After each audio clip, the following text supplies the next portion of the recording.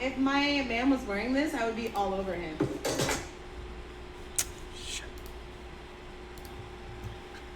If my man was wearing this, I would be all over him. That smells really good. It smells like my guy's cologne. It smells really good, yeah. Really sexy. Oh, that smells really good. I would use it, but like,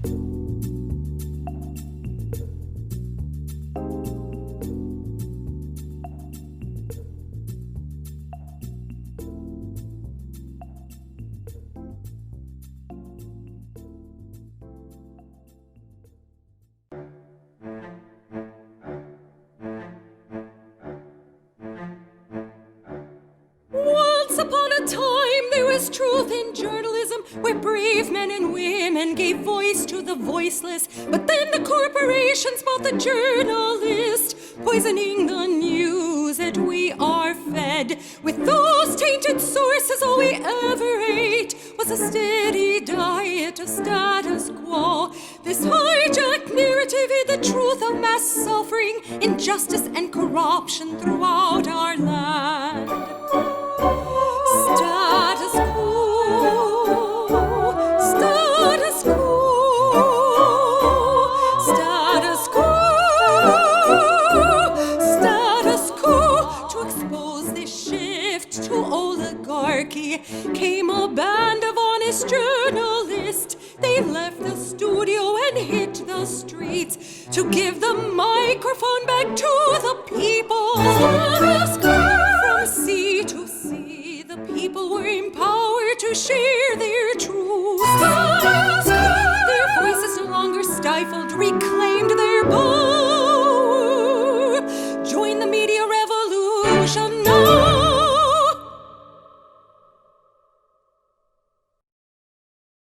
Hey there, Jordan Sheridan live, Monday, July 27th, 2020, United Corporations of America, status quo in the house. Put my mask on. See the status quo. By the way, we just made our order for more masks, so we could sell them to you. So if you want a status quo mask, that opportunity is on the way. Stay tuned for that. Hope everybody is having an okay day. Hope everybody is feeling okay as coronavirus rages on in this country. And I took Sunday off. Usually I go live on Sunday, but decided to take a little time to rest. So back at it today, stronger than ever. So we have a lot to discuss today. Obviously, the unemployment, expanded unemployment insurance actually ended the other day, July 26th. So Democrats and Republicans are negotiating. Republicans' proposal is awful. So we're going to get to that in a little bit. Yay, want a mask? Well, we ordered 50 masks to see what the demand would be. So if we sell those 50 real quick, then we'll order a whole lot more. But we didn't want to order too many because we don't want to be stuck with 500 masks if there's not 500 people that would buy the masks. But we did order 50 to start out, so we will see how many people want it. So we're going to get to the negotiations or lack of negotiations. We're going to get to the Republicans' awful proposal to slash the unemployment insurance. That was an extra $600 expanded a week, down to $200 a week. Democrats, frankly, I think have been awful in this whole entire process. So we're going to get to all of it. Make sure you smash that like button. We already got 235 people watching, but only 132 of you have pressed that like button. The more people that press the thumbs up button right under the live stream video, the more people that will see the live stream. RIP to John Lewis, civil rights icon back in the 1950s, 60s. Whatever you think of him, when he died, obviously was more of a traditional establishment Democrat, but that doesn't take away from really just heroic civil rights actions of John Lewis. So rest in peace to him. This is a super chat, so please let us know how you're feeling in the super chat. And of course, we are powered by you, our members. So we'll be talking a little bit more about membership in a little bit. Please keep signing up as a member. statusquo.com/join. So I wanted to start with something a little bit different. And, let me tell you, traveling as much as I have traveled in recent years and focusing on the progressive movement, as humbly as I could say, I think a little bit more in the trenches than most do. When I say in the trenches, I mean in the field. I will give you a little secret. I will reveal a little secret. And Jen in the super chat would also agree to this. There's a lot of high school bullshit behind the scenes in the progressive movement. There's a lot of tribalism in the progressive movement. There is a lot of, the game of telephone, like this person claims this and it travels like at lightning speed. And by the time whatever this person claimed in the beginning gets around to the 200th person, like, rumors become facts and all this thing. So I usually ignore gossip and drama and that stuff because to me the issues, the injustice, the corruption are the most important thing.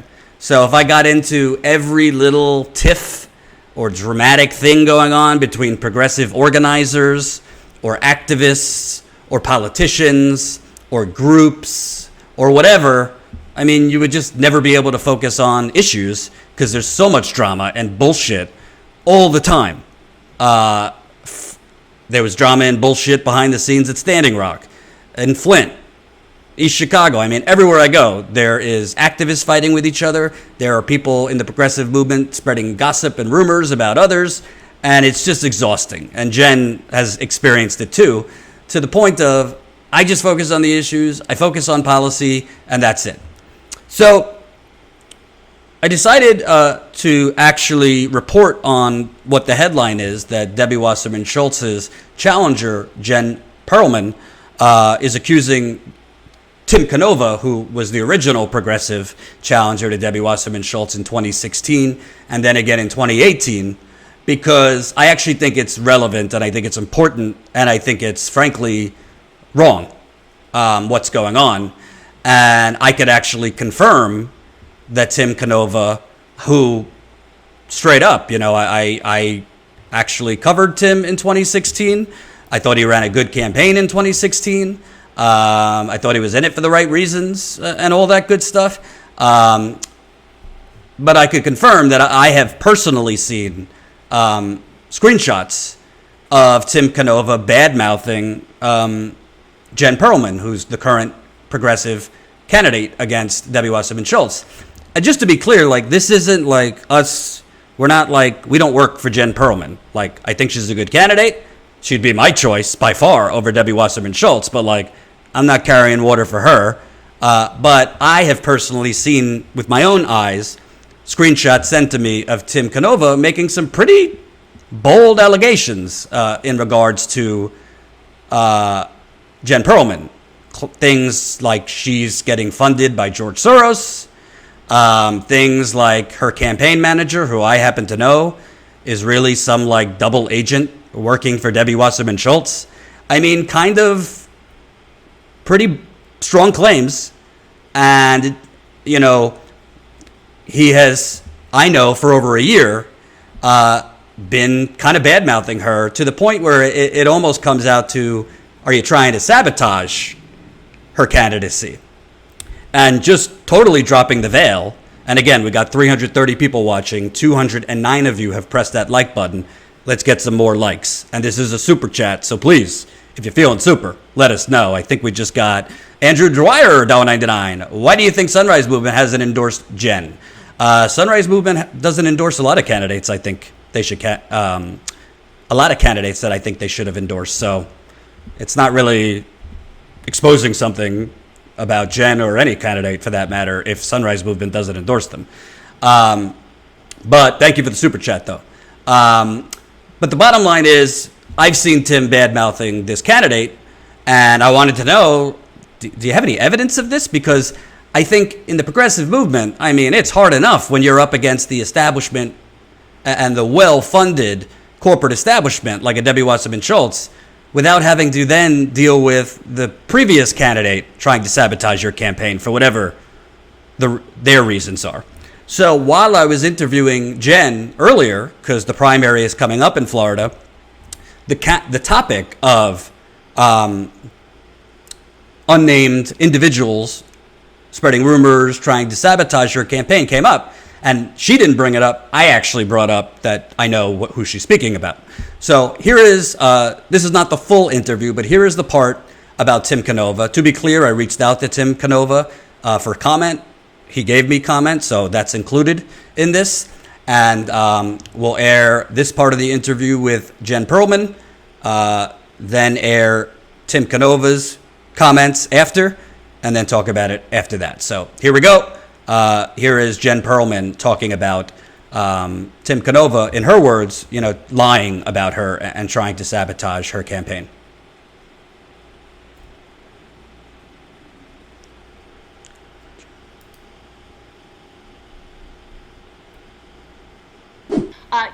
It would be very helpful if some voices, but there are also, I do know that there's people talking about me behind my back, and that is probably getting into the ear of some of our more progressive talking heads, if you will, and that is one of the reasons I think I'm being ghosted.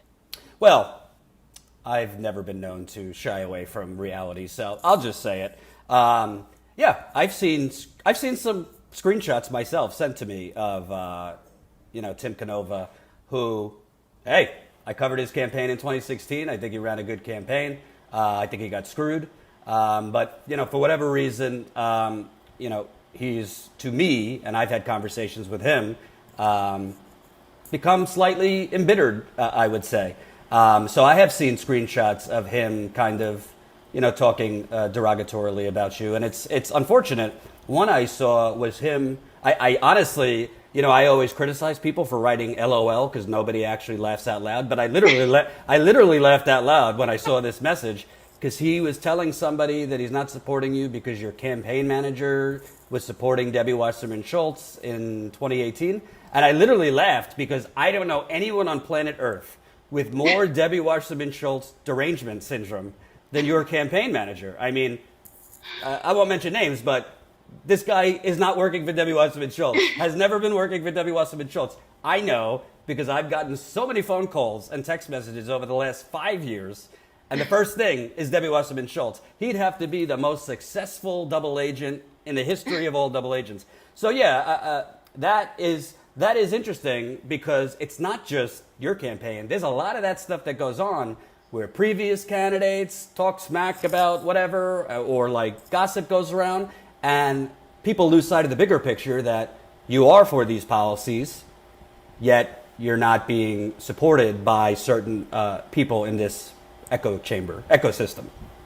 Yeah, it's challenging. As if fighting a corporate monolith incumbent wasn't hard enough, I have to be dealing with Tim on one side and being ghosted by the progressives and the Democratic Party in the district. And it's like we have battles on every front that are so not even my doing, because I'm just trying to help people. That is it. So, when I see people that are slamming me now, and with Tim, there is something I have to be very clear about, because I was a volunteer for his campaign. I do believe he was cheated in 2016. And there is only two options with how he's been talking about me. Now, he's been doing this for over a year. He's been telling people that I am controlled opposition. He has told people I take money from George Soros. He puts this out there, and I want to be very clear about this. He is either one, completely, utterly lying, or two, he is suffering from a delusion. But it is one of those two things. And I don't want to say that. I'm not a psychiatrist. I'm not giving a diagnosis. But he either is purposefully lying because he knows damn well that what he's saying about me isn't true, or he really is convinced in his mind that that is true, in which case he should get some counseling. And I don't say this meanly. I say this as, or we can look at it, maybe he was just in it for himself all along. I don't know. But you cannot call yourself a progressive if you are purposefully stymieing the one person who speaks out for things like reparations and a Green New Deal and Medicare for All in favor of someone who is a corporatist. Right. So if you're doing that, then you were about yourself. You were never about the cause in the first place. And I'll just say, because, I don't want the takeaways from this to be your crapping on Tim Canova. No. I'm saying, because just dropping the veil, I mean, he wrote me a couple months ago, wasn't happy with certain things I was saying, or that I wasn't jumping on board of what he was saying. Bottom line, there's no question he was screwed in 2016. I covered it. In 2018, I'm sorry that some disagree. There's no evidence he was screwed in 2018. He ran as an independent in a very establishment Democrat district. Absolutely. And he lost significantly. And the evidence that he showed, to me as a journalist, commentators might have him on and just push this, but I didn't see overwhelming evidence that he really won in 2018. And because of that, he didn't like it. He also expressed to me he didn't like it that I was interviewing you. And I said, well, if you're running, I'll interview you, but you haven't announced you're running. So am I supposed to not interview the person that's running against Debbie Wasserman Schultz?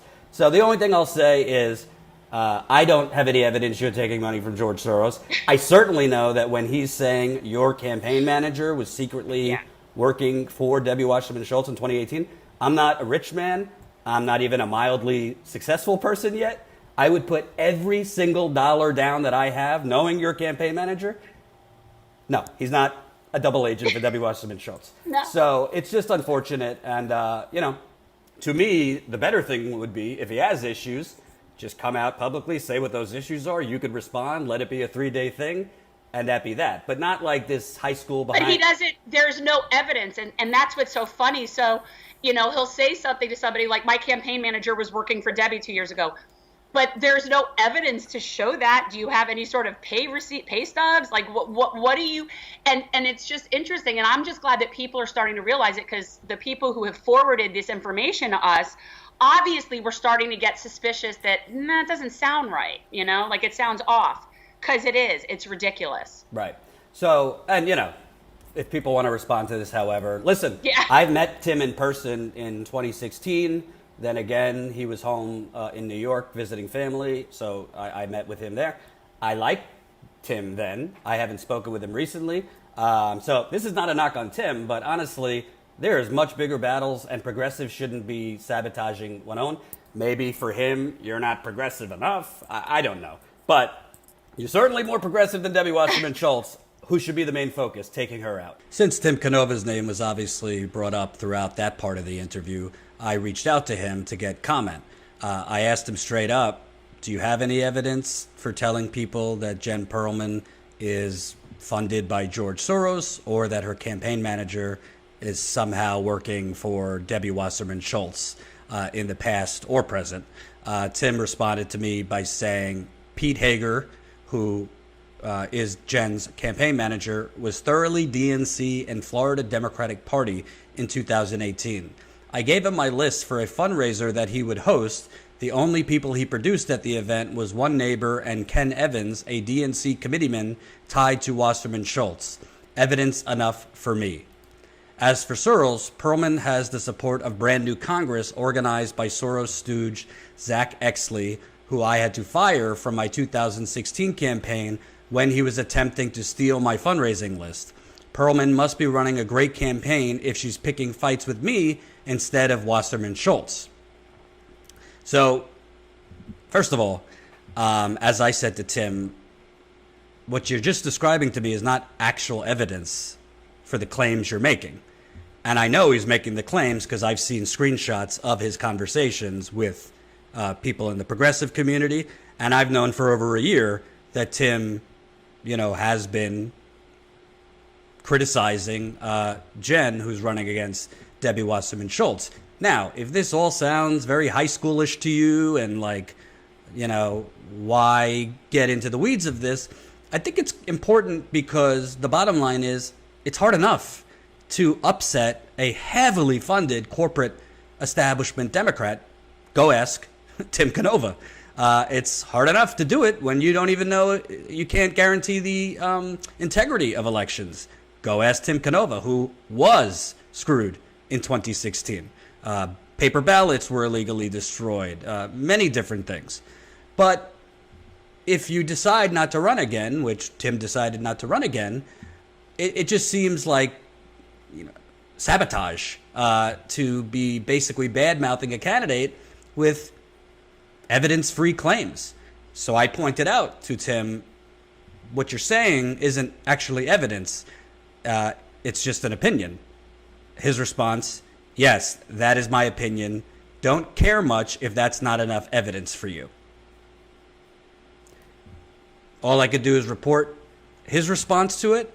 I will say, when he says Jen Perelman's campaign manager, Pete Hager, set up a fundraiser for me and only 2 people showed up in 2018, I happen to know for a fact that Peter, who volunteered on Tim Canova's campaign in 2016, also tried to help him in 2018, had told him he didn't think it was a great idea for you to run as an independent in 2018.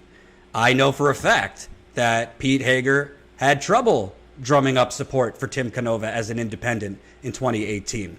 So claiming that because only 2 people showed up to your fundraiser and one of them has ties to the establishment means that the Pete Hager is a secret double agent for Debbie Wasserman Schultz. Again, there's no evidence of that. That's just your opinion, and frankly, it's a wrong opinion. I happen to know Pete Hager since 2016. I don't know anyone with more Debbie derangement than Pete Hager. He wears it as a badge of honor, and he's currently working for Jen Perelman's campaign. The other thing, suggesting that Jen Perelman is taking George Soros money because she was endorsed by Brand New Congress, who has ties to Zach Exley, it's a whole convoluted web, but the point is, so Tim, are you then saying every candidate endorsed by Brand New Congress is secretly funded by George Soros and somehow establishment? I mean, that's nonsensical. There's been really strong progressive candidates that have won that were supported by Brand New Congress. I happen to know some of the people that work at Brand New Congress. They ain't neoliberal. I can tell you that. They are hardcore progressives.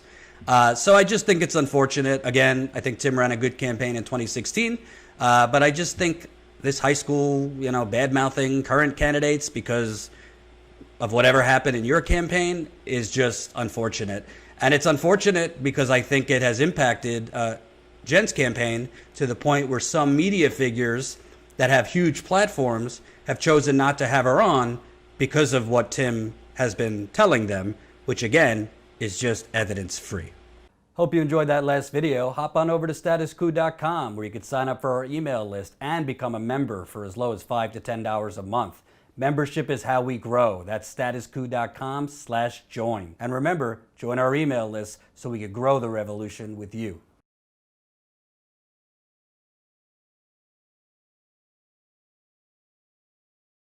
So that was part 1 of my interview with Jen Perelman. There's another part coming up that has nothing to do with Tim Canova. So let me say a few things because I'm seeing the comments and frankly, Tim is texting me off the hook now. So the bottom line is, I personally don't have anything against Tim Canova. I really lobbied when I was at the Young Turks for Jank to allow me to go down there and cover Canova versus Debbie Wasserman Schultz. And thank you so much, Joshua Jenkins, $100 in the super chat. Canada, crime down, test scores way up. United States, crime up, test scores way down. Holy cow. Joshua, I really, really appreciate your support from up north. Feel free to send us any stories you think we should cover. info@statuscoup.com. Vicky Blair, $40. Here you go, Gino. I guess that's referring to Gino. Fast, $19.99. Gino's back. I will match the next super chat. Let's go and support our independent media.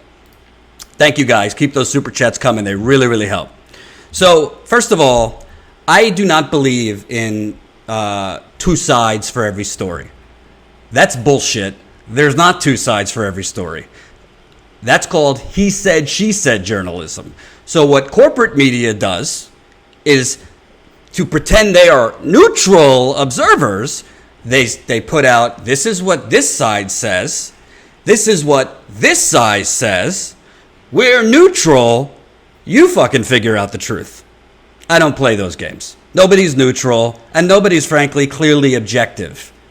Okay? So I reached out to Tim for comment because I thought it was at least fair to get his comment. But the truth is, and again, this is not because I don't like Tim, but I just have to be honest with my audience. And thank you so much, Gino, $49.99, matched as promised. What's up, Jordan?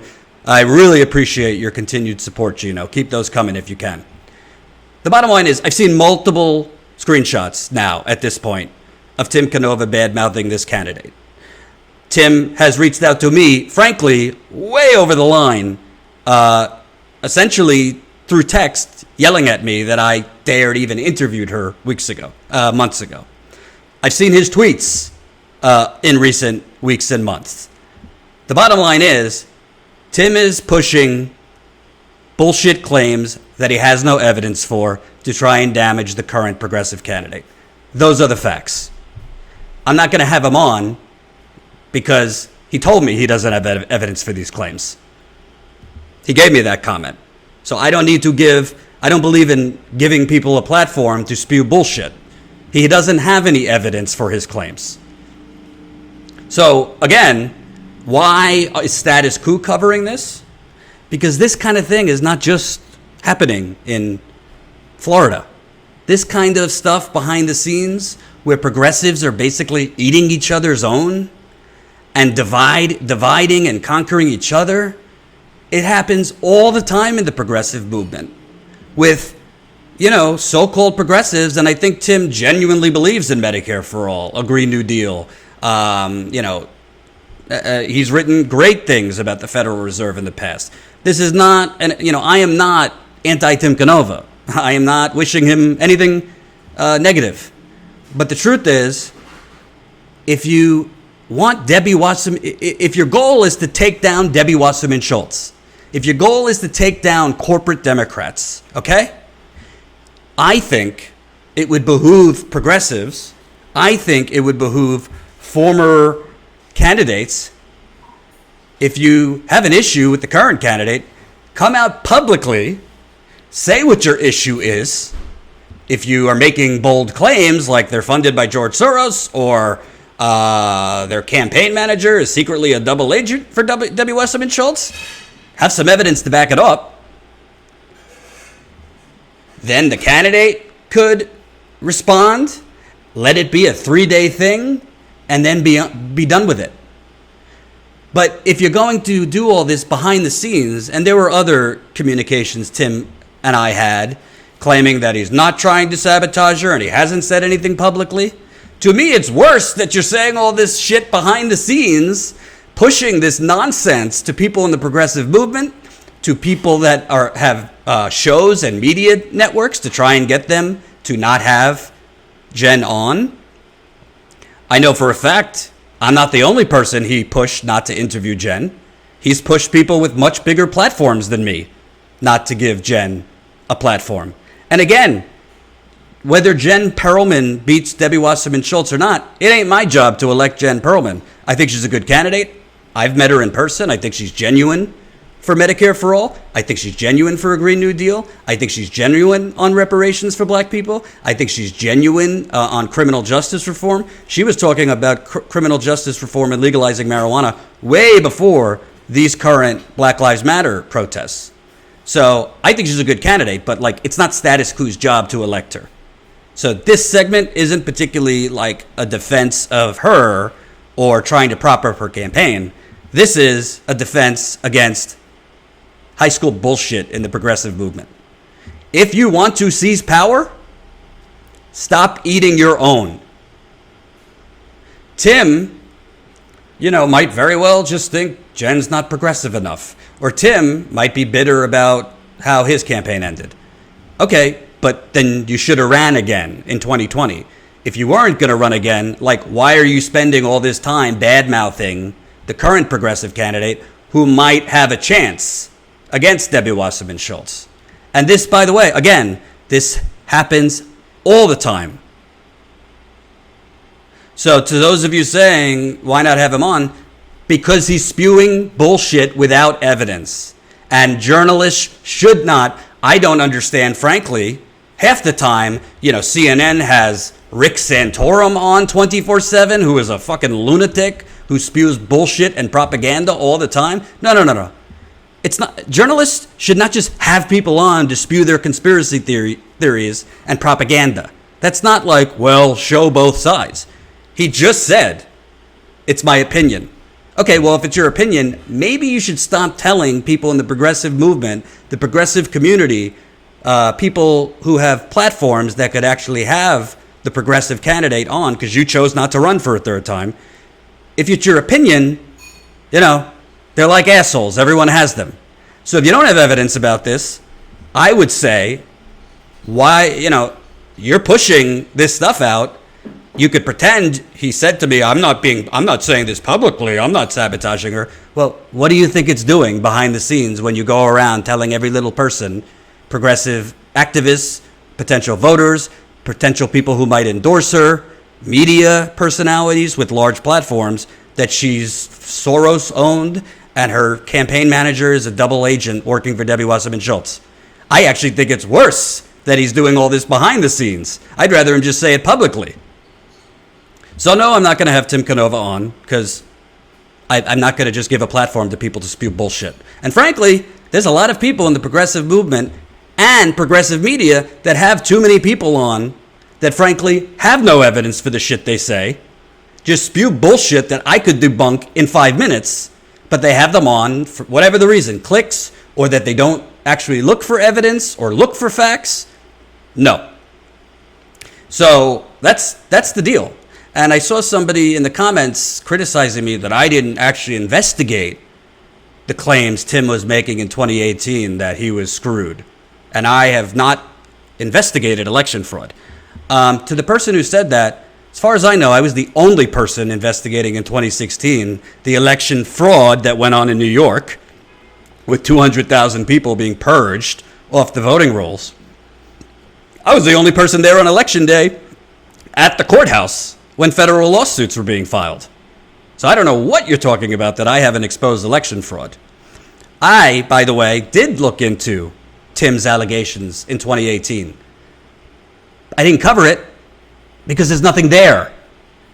He ran as an independent in a heavily establishment Democrat district, Florida's 23rd district. Frankly, hi to my fellow Jews, is older Jewish traditional Democrats. They're not voting for an independent. That's why he got 5%. His evidence that he indicated was there was a pre-election poll, a Republican poll, showing him in a dead heat with Debbie Wasserman Schultz. The poll, it's a phantom poll. Nobody's ever seen it. Literally, no one has ever seen this poll. It was a Republican poll, or it was claimed to be a Republican poll, that I haven't seen. I don't know who's behind the poll. And frankly, there's a lot of bullshit that goes out. Campaigns put out internal polls that nobody ever actually sees the proof that these polls even exist, that the data is real. I could tell you because I went down to that district covering Tim in 2016, an independent was not going to win in that district. I happen to know that Jennifer Perelman's current campaign manager, Pete Hager, who volunteered for Tim in 2016, who helped him in 2018, who Tim's claiming is a double agent for Debbie Wasserman Schultz, told him straight out, I think it's a bad idea for you to run as an independent. So, yes, there's a movement for a third party and this and that, but the reality is on the ground right now. Again, keyword, realities. An independent was not going to win in that district. He was not robbed. There was not election fraud in 2018. And I did look into it, and I didn't find anything. And the difference between me and other people on YouTube just ranting and raving is I actually have to pass a higher bar because I'm a journalist, and they're not. So I'm not going to just push bullshit for clicks and to exploit progressive viewers' anger at the system if I can't find any evidence. There was evidence in 2016. Paper ballots were illegally destroyed. The supervisor of elections for Broward County, Brenda Snipes, had to resign. He was screwed in 2016. But there's no evidence he really won 2018. And for those of you that think there was, okay, if you want to live in your fantasy land, that's okay with me. So, some people might be ticked off that, I brought this up, but I just have a real problem. You know what? As progressives in the United Corporations of America, let me put up my favorite slide. You're up against it all. I mean, you're outfunded. You're up against the corporate media. You're up against the think tanks. Frankly, Sadly, you're up against the unions. Unions are backing establishment candidates a lot of the time. You're up against the fuckery of establishment campaigns, tearing down your lawn signs, sabotaging your campaign, doing shady shit with trying to get your signatures removed. I mean, there's so much. It is an incredible mountain to climb to even come close to defeating an incumbent corporate Democrat candidate without having to deal with self-sabotage among your own ranks. So to me, start getting serious about seizing power. If Tim, and I've talked to him, he's very bitter about his 2 losses in 2016 and 2018. He rants and raves about certain people on his campaign claiming that they sabotaged him, when again, there's never any evidence for it. So that's it. I digress. If you want to support Jen Perelman, support her. If you don't support her. This is not about Jen Perelman. This is about progressives need to stop eating their own. Because you're not going to seize power that way. You're going to be a permanent minority. And for some YouTube hosts, it might feel good to push these conspiracy theories. It might be good for clicks too. But it's actually defeating yourself.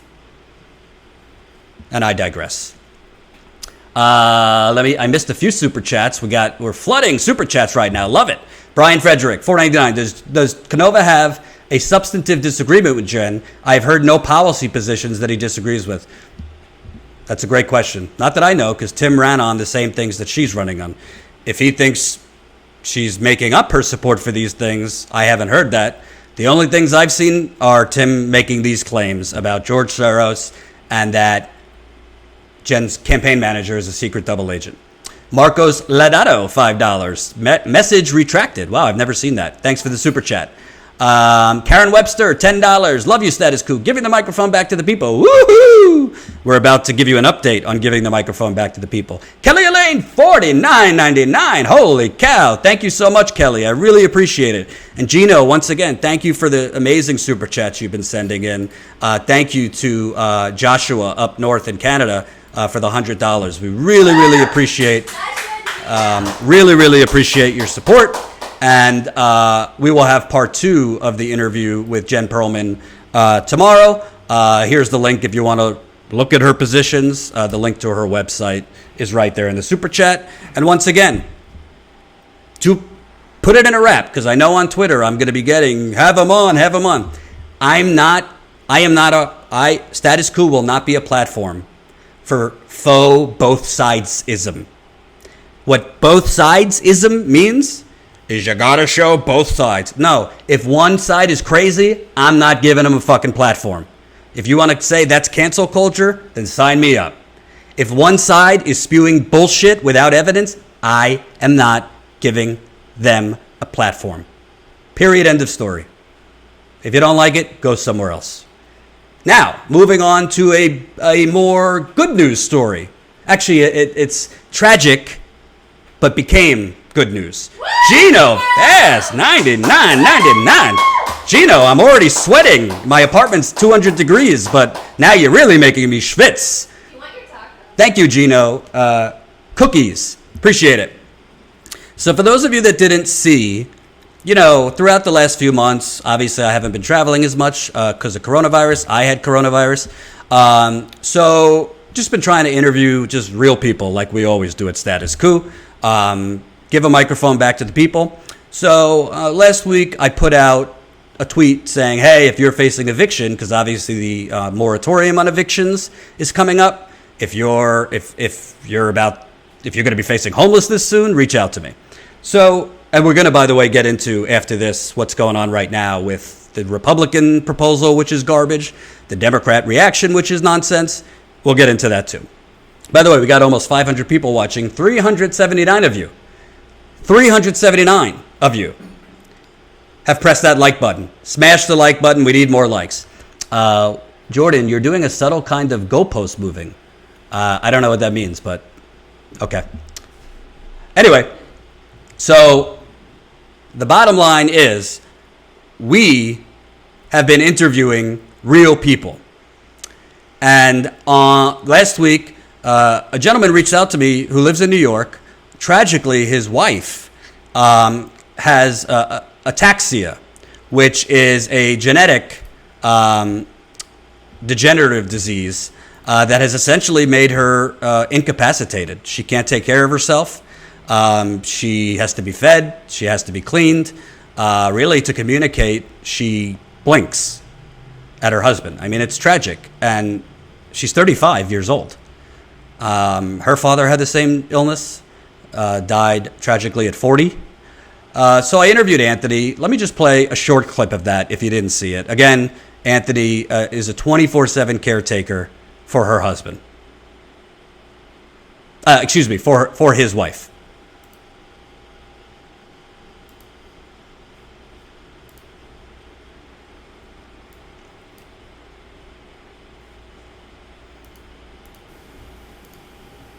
Yeah. So now I'm trying to figure out where we're going to stay.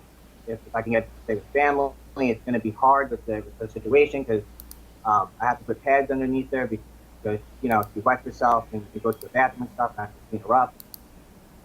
So you got to set it up a certain way.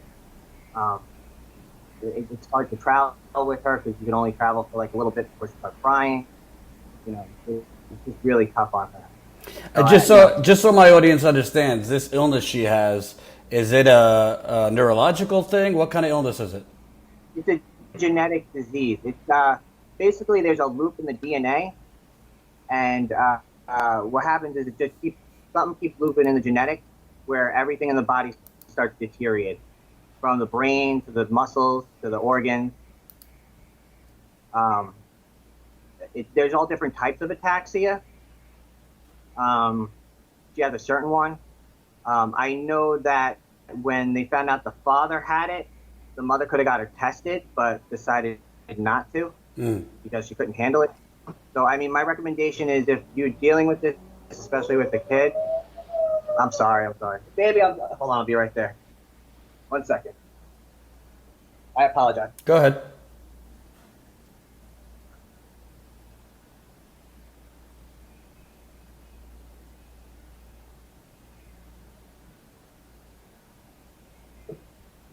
Okay.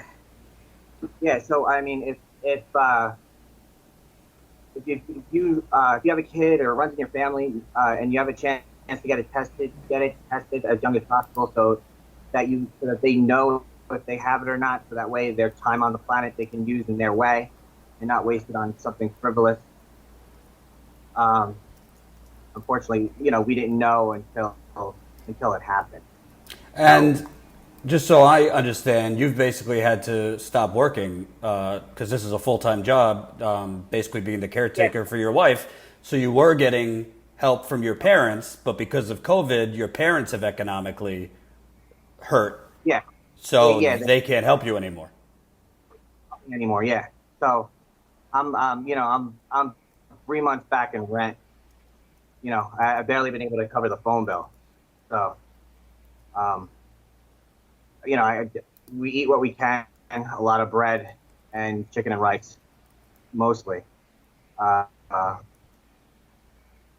yeah, they couldn't, they just told me they don't have any money anymore. So they have to wait to sell the house to even, they have $30 in the bank right now. And, they're in their, 70s and like mid 70s, early 70s, my parents. So, and did they lose their job during COVID, or what happened that they can't help you anymore? My dad used to run a pizzeria, and then what happened was during the recession and stuff, it was ended up becoming too. So the full interview is up on our YouTube. Definitely check it out. Honestly, it's one of the most heartbreaking interviews I've ever done, for sure. But what happened after honestly surprised me. I mean, I don't really get into the business of like pushing GoFundMes. I mean, people have asked me in the past to promote their GoFundMe, and I'm sure in most cases, every GoFundMe that people have asked me to share is worthy of people contributing. But, you know, we're a news outlet, so you don't want to get into the pattern of, you know, hawking people for GoFundMes because I don't have the time to vet every single charity or GoFundMe to make sure it's legitimate. And, you know, we're a business, so we're also pushing our, you know, trying to grow our business. So anyway, but I put the link to Anthony's GoFundMe because he was facing eviction in the description of our video. I think Jen and I reacted to that interview. In just a couple days, his original goal was to raise $10,000. Well, Status Quo's viewers came through for Anthony and his wife. You guys, I was the first donor, and then it just flooded in from Status Quo viewers. $10,925 has been raised for Anthony. And specifically, I mean, like he said, he was behind for months. It's not a simple thing if he were to get evicted to move an incapacitated, terminally ill wife. There's a lot of things that go into that. She's happy. She's most happy here. Anthony has family here. So it would be a very, very traumatic thing if they had to abruptly move if they got evicted. So this money, you know, is basically, it shouldn't have to be this way that, you know, we should just have Medicare for all, which covers, you know, a 24/7 nurse. Because that's what she needs. She needs 24/7 care. Not that Anthony wouldn't be involved for his wife, but, you know, that's really what is required for somebody in this situation. And Anthony, in my view, heroically, does not want to send her to a home, which they can't even afford. That's, you know, Medicaid does not cover a home for somebody in Sarah's condition. Social Security does not cover a home. It does not cover at home long-term care. Medicare for all would. So Anthony had reached out to me and said, you know, he passed the original goal of 10,000. Like, I don't want to be greedy, but do you think I should raise it? Because if I could get a little more, I could buy her a medical bed. I said, honestly, at this rate, I don't see why not. I mean, it's up to you. I don't think it comes off greedy. I think anyone with eyes could tell you're very objective. You're objective. I objectively can tell you're sincere. So we raised it to $15,000. You know, we'll see if he could meet that. But I'm just blown away by our viewers' generosity. Our viewers who, in their own right, are hurting in many ways right now economically. A lot of our viewers are not doing well economically. I could tell you because we've lost over 200 members, 200 paid members since coronavirus started. So I just wanted to thank you, and most importantly, I wanted to air Anthony's heartfelt thank you. He sent me a video. He's been messaging me off the hook since this GoFundMe started, just thanking us and thanking you. But I wanted to air his thank you. So here's Anthony Martino thanking you, the Status Quo viewers, for your generosity. Hey, hi Jordan, Jen, everyone at the Coop community. It's been absolutely overwhelming. The words, the donations, it really touches my heart. Possibly almost made me break down a couple of times. My experience, it's deeply moving. It's deeply touching. I'm speechless in the amount of support and love that's come my way. I've been doing this for 5-6 years now. The whole time I haven't asked a penny from anyone, except from family. The reason why I reached out is, I've asked for help before, and I'm sure a lot of you have.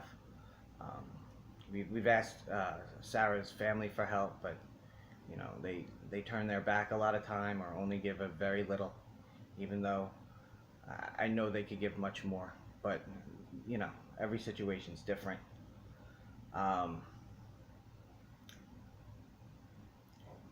But I mean, there's times where I'm in tears with the amount of love and support you guys have given me. But what gets me is that this shouldn't be how it is. This is wrong. I mean, I know all the love and support. And I know there's others out there that need it much more than I do. It's heartbreaking that I never want to put my pain or my problems on other people. That's not what I do. I mean, dealing with this situation, I've seen it firsthand where I'll have someone help, and they're just overwhelmed by the situation, and I don't want to cause them emotional pain and suffering, dealing with what I'm dealing with. I would never want to put that on someone's shoulders. It shouldn't be on your shoulders. This system is wrong. That's what it comes down to. It really shouldn't be on your shoulders. It should be on their shoulders. It's bullshit. It's absolutely bullshit. I mean, I feel the love and everything, and the support is super tremendous, and I'm going to use every penny to do what I can to make Sarah more comfortable and help her get out of here in a more comfortable way. It would have been really hard with her, getting her out by the 31st, but now I'll probably be able to get her out in a more comfortable way so she's not suffering as much. But seriously, at the end of the day, it shouldn't be on your backs. It shouldn't be on your shoulders. This system is messed up. I mean, we become prisoners of capitalism. That's what we become. They have trillions of dollars to spend on whatever they want to make themselves rich, to give themselves subsidies to their friends and stuff like that who aren't suffering. They got millions in the bank. But there's so many more people out there, and I know there's so many people out there going through what I'm going through, or even worse, and I feel for them, and I feel bad. I feel bad taking the money. I really do. I don't want to take it. I don't want to take other people's money. I know how hard things are. It's ridiculous that this is how it has to be. This isn't right. Secondly, you guys are amazing. The Coop community, it's something that really reaches out in an incredible way.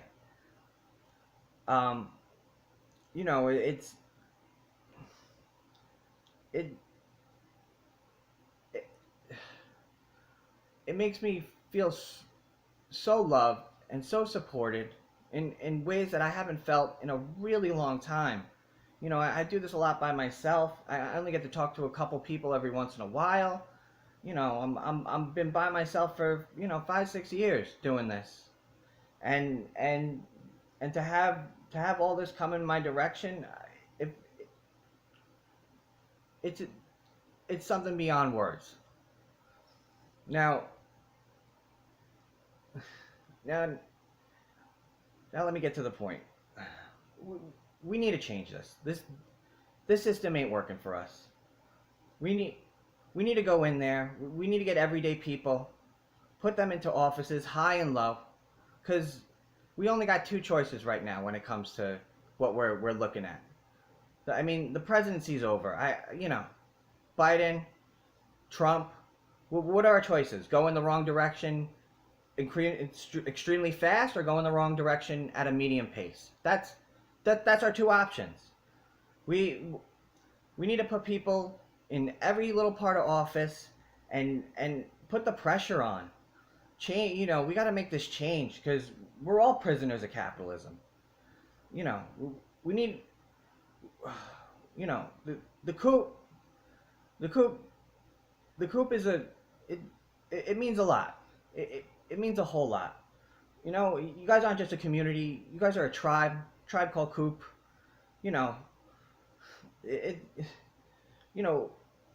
Fucking Coop Tank Clan. it's, you know, we need to make a Coop Nation. That's what we need. We need a Coop Nation. We need, you know, I understand. I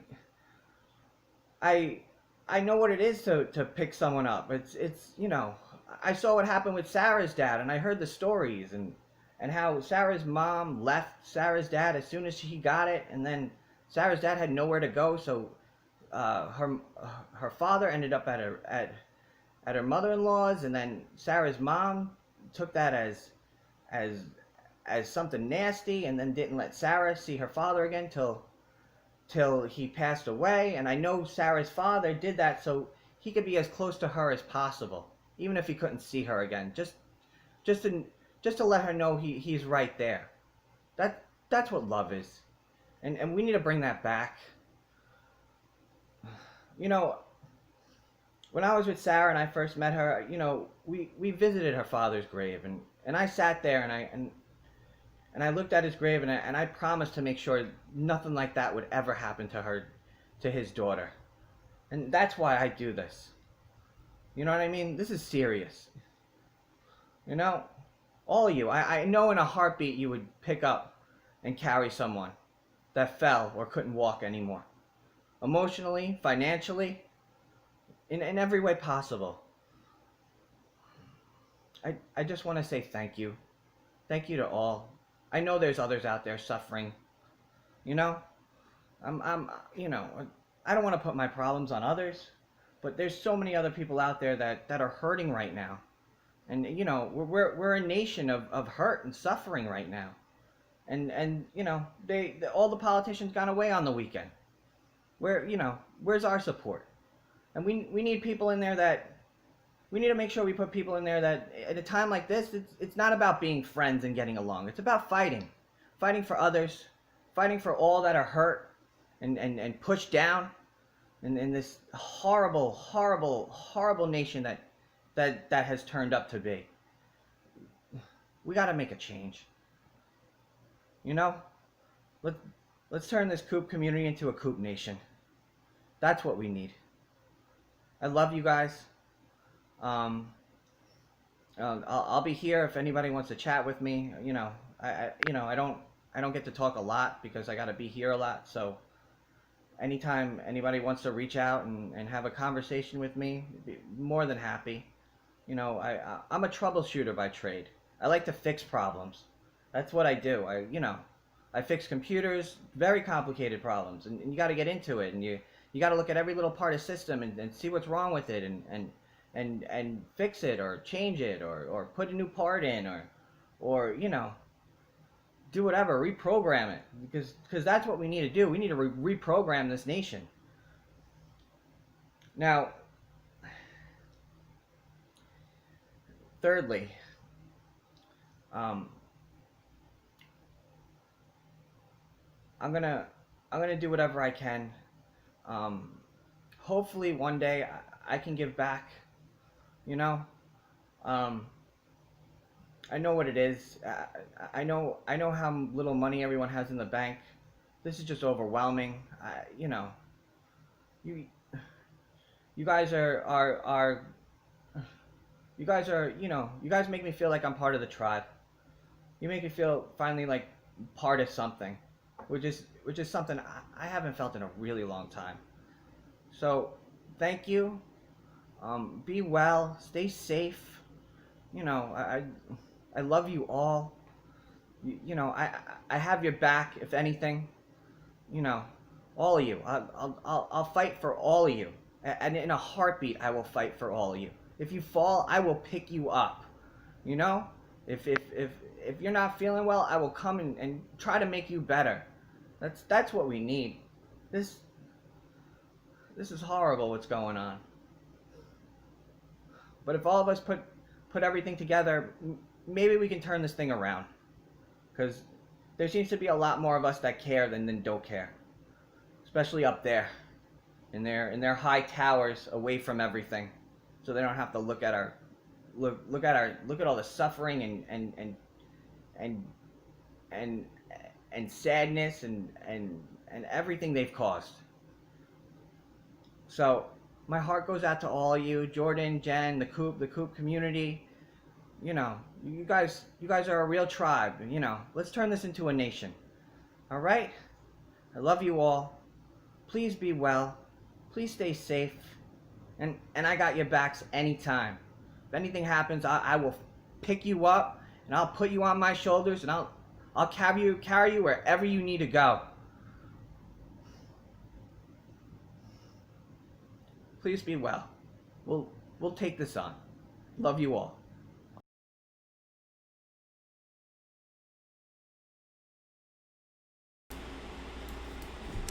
You know, I guess on camera I'm not often the most warm and fuzzy. I am a caring person. I hope you know that, but I try to, you know, be a little bit more edgy because I just think everybody's full of shit in life. Definitely in politics. But you can't help but be affected by Anthony. I mean, I honestly didn't do the interview originally, like thinking I'd be able to help him or we'd be able to help him not be evicted. I just wanted to get these horrible stories out. To think that a man, honestly, no offense to whatever any of you do for a living, including me, Anthony works harder as a 24/7 caretaker to Sarah than anybody else I know works, including myself.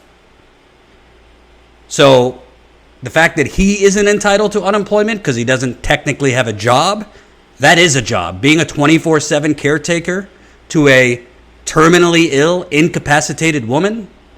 In the interview, if you watch the full thing, he had to stop the interview 3 times to go and respond because she was crying, to serve her water. When we were trying to do the interview, we were about to do the interview, and then he said, sorry, give me 15 more minutes, this and that, because all day is care for her. Cleaning her, feeding her, moving her position in the bed, and taking her to the bathroom is not a 5-minute process. So, you know, again, status quo, you know, we try to get the microphone back to the people. I wish I could help every person like that, but I'm just amazed that in only like 48, 72 hours, look at this. There's been more donations coming in since I played that thank you video. $11,050.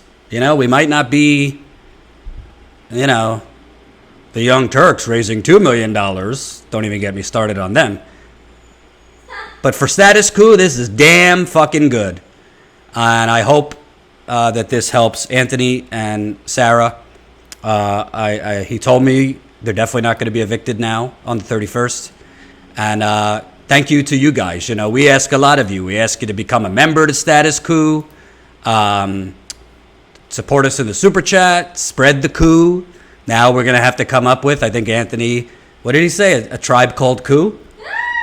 I like that. Even though he called it coop. That's okay. But thank you for coming through for Anthony. It shows that we cover a lot of...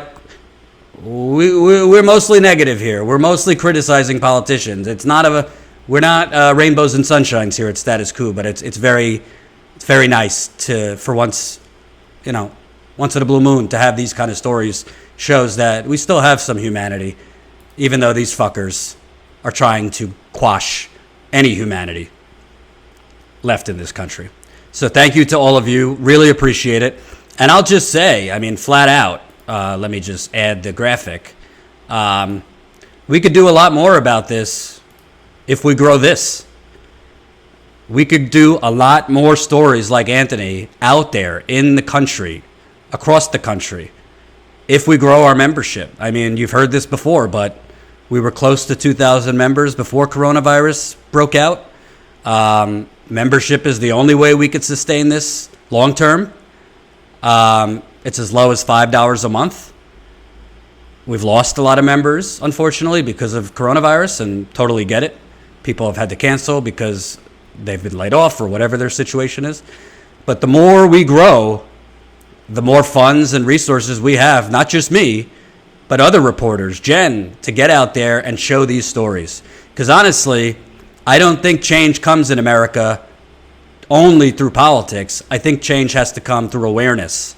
And that awareness comes through actual in-the-trenches journalism. Most people do not know about situations like this. My mother, when she watched that, could not believe it. My aunt could not believe it. My father could not believe it. 2 out of 3 support Trump. So there's a lot of people who don't know how bad it is out there, who don't know about the Anthonys and the Sarahs out there, who don't know the cruelness of our system, or are just tone deaf and blind to the cruelness of our system and the corruption of our system because they're too busy watching the Kardashians. By the way, somebody get Kanye help. I'm a little worried. Let's keep it real. So thank you guys. Really appreciate it. And when Anthony talked about we got to fight, it was a good segue to this next story. Bernie Sanders delegates are mounting a convention rebellion over Medicare for all. I'm glad somebody's doing a rebellion because it ain't Bernie. A revolt is brewing among Bernie Sanders delegates 3 weeks from the Democratic National Convention.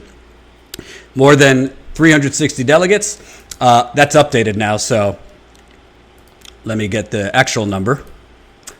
470 delegates now. So 470 of Bernie's convention delegates, most of whom back Sanders, have signed on to a pledge to vote against the Democratic Party's platform if it does not include support for Medicare for all, the petition's organizers told Politico.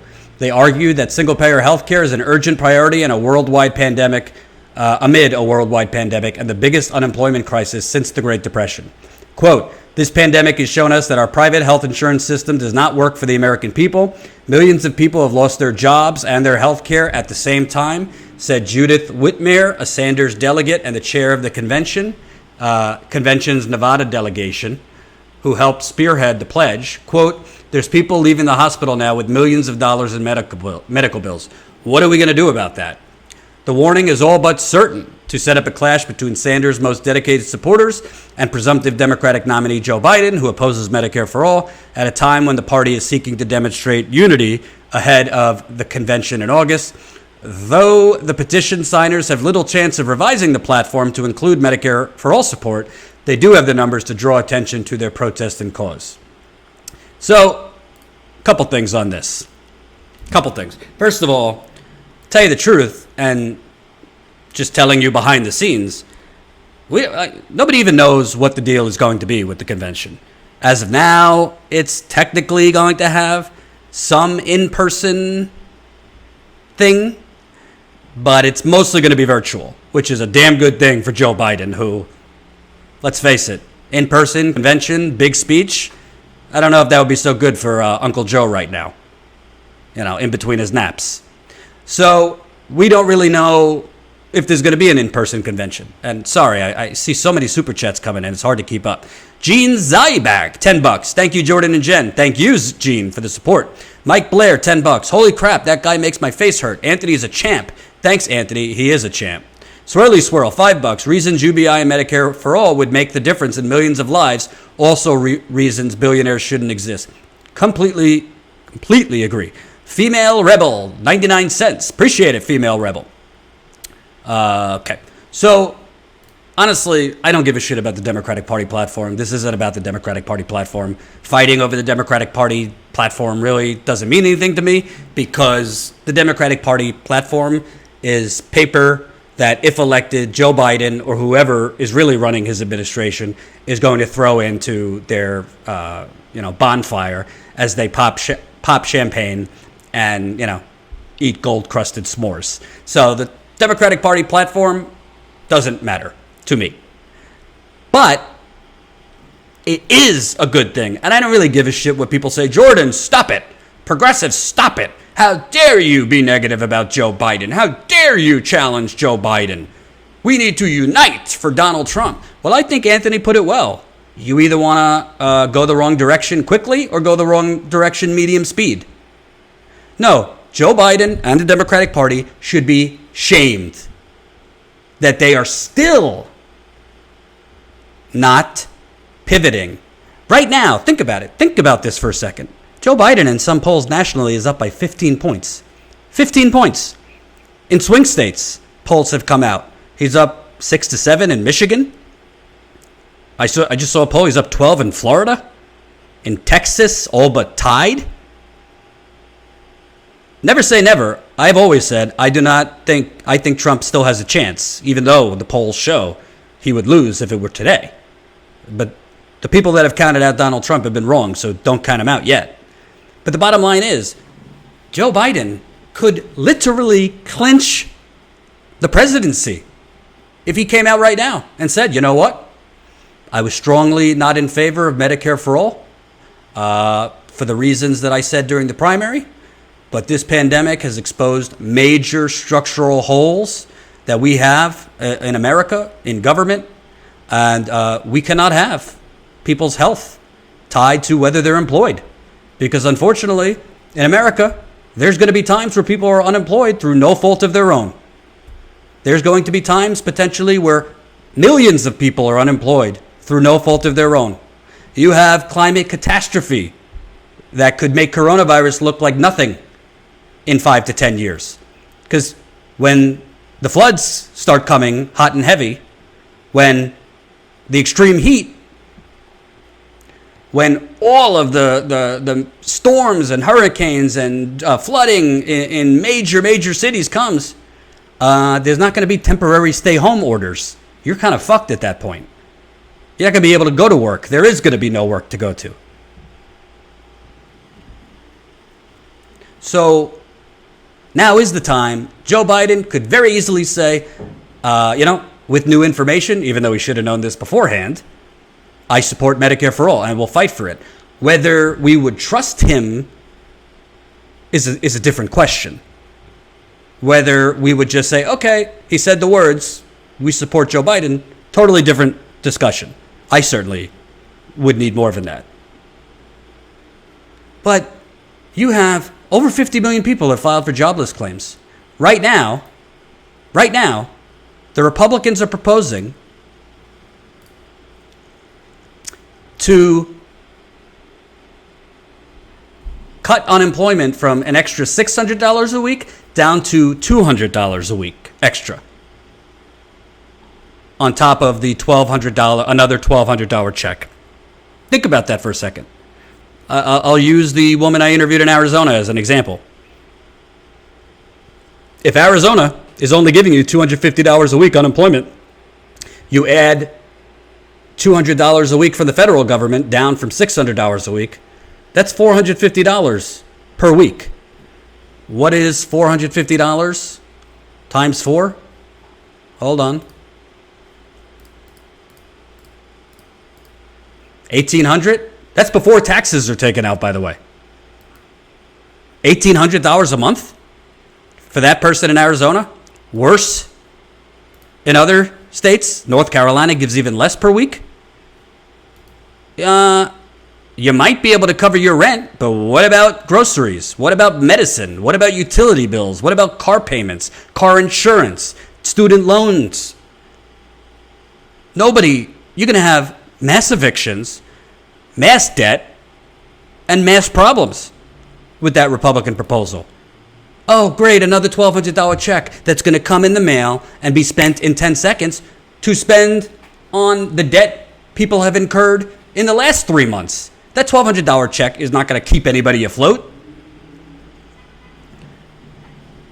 By the way, the jobs are not coming back anytime soon because we have a country led by fucking morons and corporations.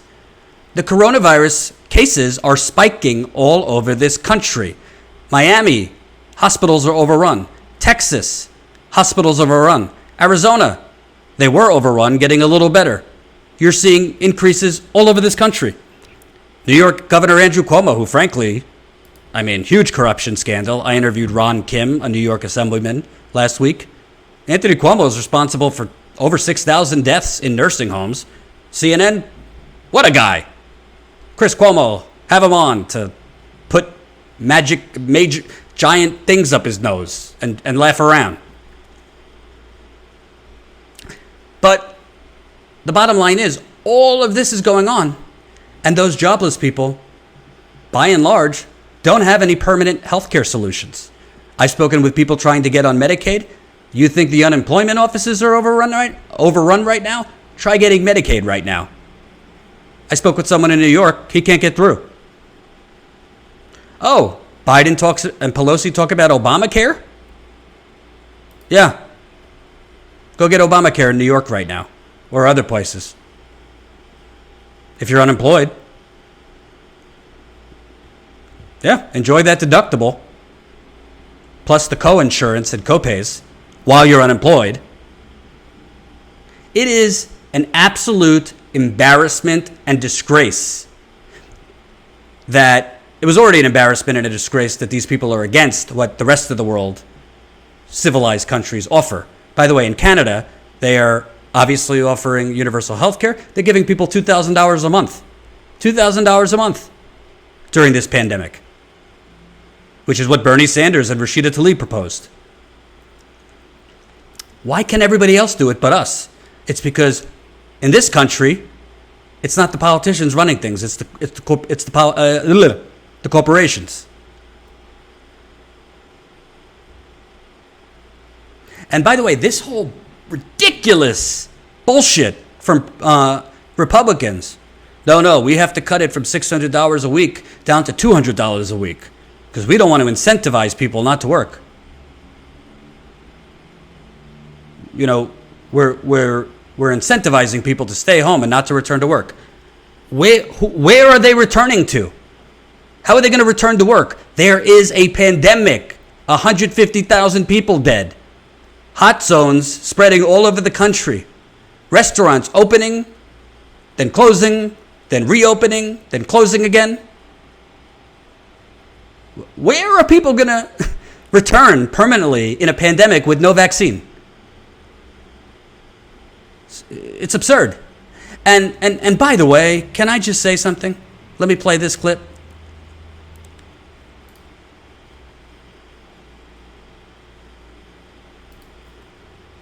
Oh, damn it. Did I not save that clip? Jen, can you find me the Steve Mnuchin, Mark Meadows clip on camera?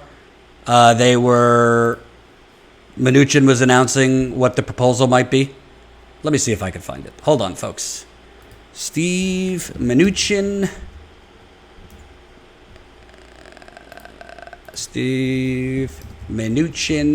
Mark Meadows. Here we go. During this, and I think the president has been very clear. He wants to make sure that the American people have what they need during this unprecedented time to make sure not only the money is there, but the programs are there, and ultimately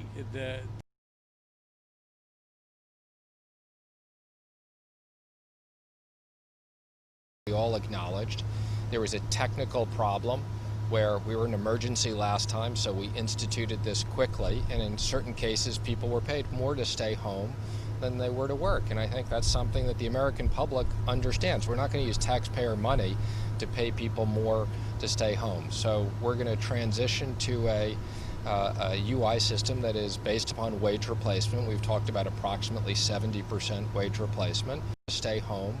And in certain cases, people were paid more to stay home than they were to work. And I think that's something that the American public understands. We're not going to use taxpayer money to pay people more to stay home. So we're going to transition to a UI system that is based upon wage replacement. We've talked about approximately 70% wage replacement, and we're just going through the mechanics of that.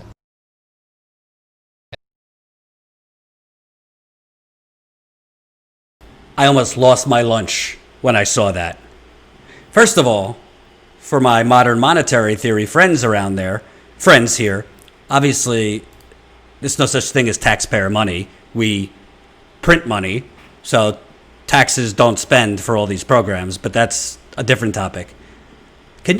This guy with a straight face said we're not going to use taxpayer money to pay people more money to stay home than they would to work.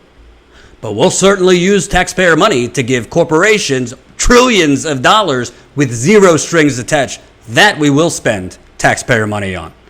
But we'll certainly spend taxpayer money to bail out banks who crashed the global economy, no strings attached. We'll do that. We'll definitely spend taxpayer money to give $50 billion more to the Department of Homeland Security to go to Portland and other places and tear gas, baton, and beat the living shit out of peaceful protesters. We'll spend taxpayer money on that. We'll spend taxpayer money on subsidies to banks, fossil fuel companies, pharmaceutical companies, Silicon Valley.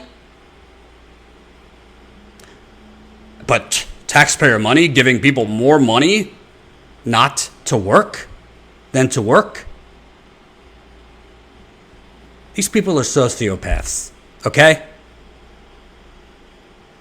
Steve Mnuchin knows, all of them know, it's all theater.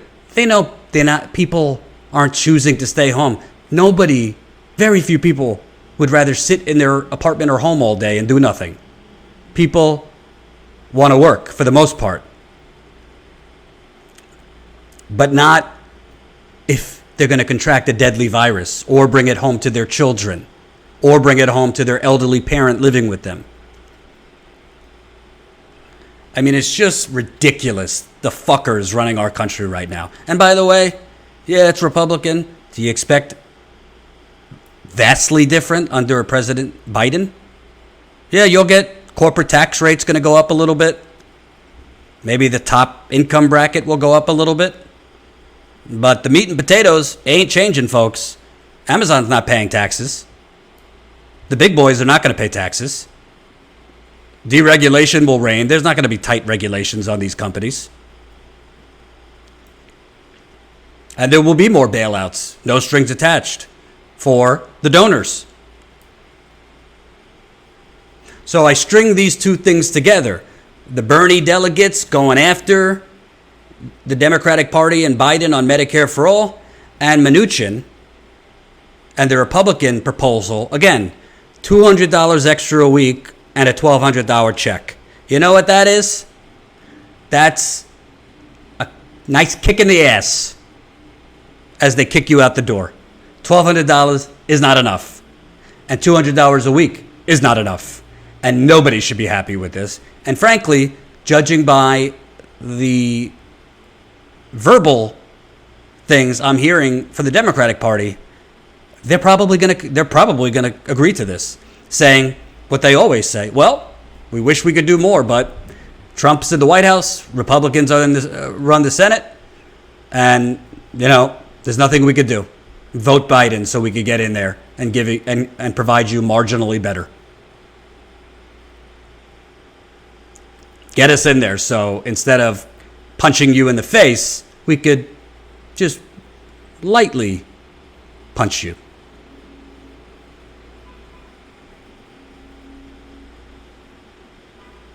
And frankly, I'd like to see Bernie more aggressive on the Medicare for All issue right now, pushing Biden publicly.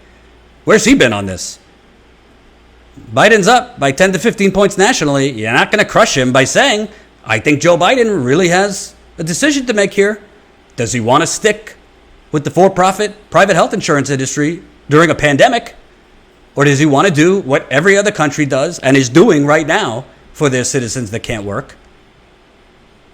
And expand Medicare for everyone. He should say that publicly. He should push the issue. I understand he thinks Donald Trump is the greatest threat to America. I agree with him. But that doesn't mean we should just let Biden have a pass as people are going to be unemployed, potentially homeless, and with no health care. Because you want to know how pandemics persist? If people are afraid to go get tested, they say it's free. They say there's going to be no fee if I have to be treated. Yeah, go Google it. There's been a lot of headlines. People with hundreds of thousands of dollars in bills. I saw one for $1 million in coronavirus treatment. So kudos to Bernie's delegates. Don't let them put duct tape over your mouth. Don't let them gag you. If Bernie's camp tells you to fall in line, I love Bernie, but don't listen to him either.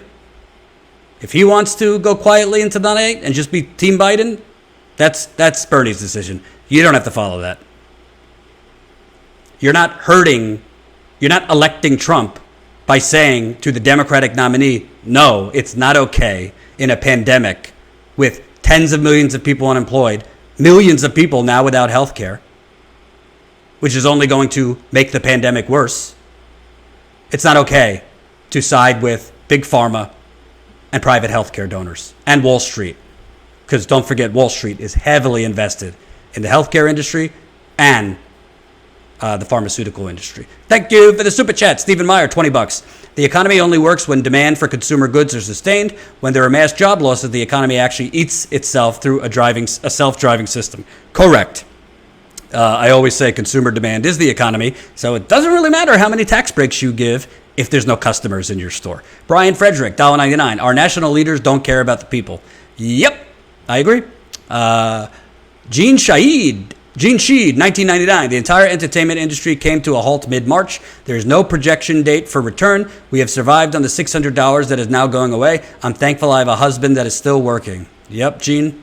Unfortunately, your super chat is a lot of people's story. Thank you so much for that super chat. Dimitri OG. I grew up poor as a child. Thank God I was a boy, or I wouldn't have had anything to play with. Wow. There you go. Oh. I think I get it. Thank you, Dimitri. So, we'll see. My expectation in the next few days, Pelosi will get in front of the cameras. She'll do what she always do. She'll say the Republicans are immoral douchebags, which they are.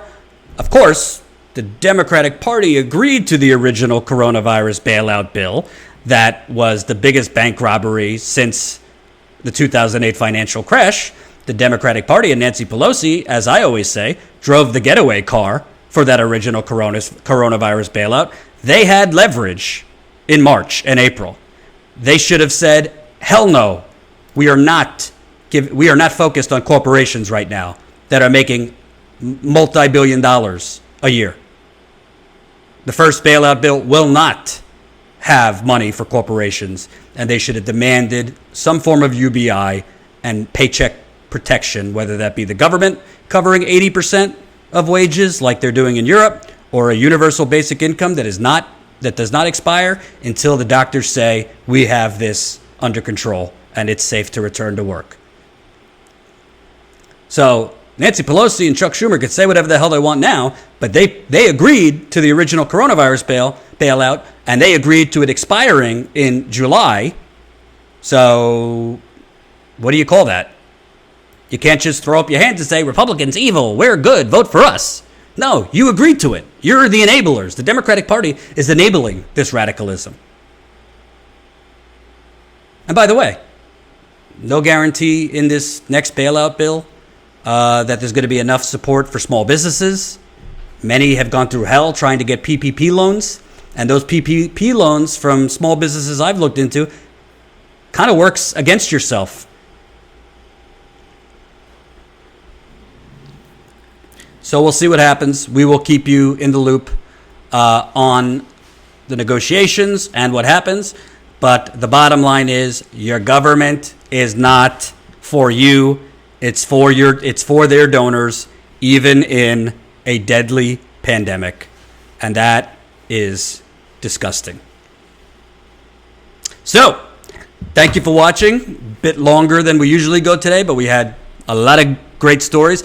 I didn't even play for you the great reporting we've had in Portland. We have been paying for content from great freelancers that are putting their safety in jeopardy in Portland. So go check out those videos. We have one video from freelancer Wyatt Reed, who shows Department of Homeland Security federal agents clearly working with Portland police as they brutalize protesters. Meanwhile, the Portland mayor has been saying my police officers are not coordinating with DHS agents. Well, we have it on camera that they are. We also have great reporting from Tina Desiree Berg. We just posted a video earlier today. She interviewed just one protester in Portland who was just randomly arrested by federal agents, thrown into a van and taken to a court. He was tear gassed, pepper sprayed, rubber bullets shot at him. He has asthma, so tear gas and asthma could be deadly, potentially. We are paying for those clips, by the way. So, again, to do strong journalism, it ain't free. Sign up, statuscoup.com/join. Become a member for as low as $5 a month. That's one burnt Starbucks cup of coffee a month. Throw out the Starbucks, sign up for the coup. Thank you for watching. Be back tomorrow. I'm supposed to be interviewing Cori Bush tomorrow, who's running for office in Missouri against a corporate Democrat. That primary is coming up. And we'll have part 2 of my interview with Jen Perelman. Sign up as a member. statuscoup.com/join. statuscoup.com/join. We need to build the revolution, and we need to build it through you. Thanks for watching. Peace out.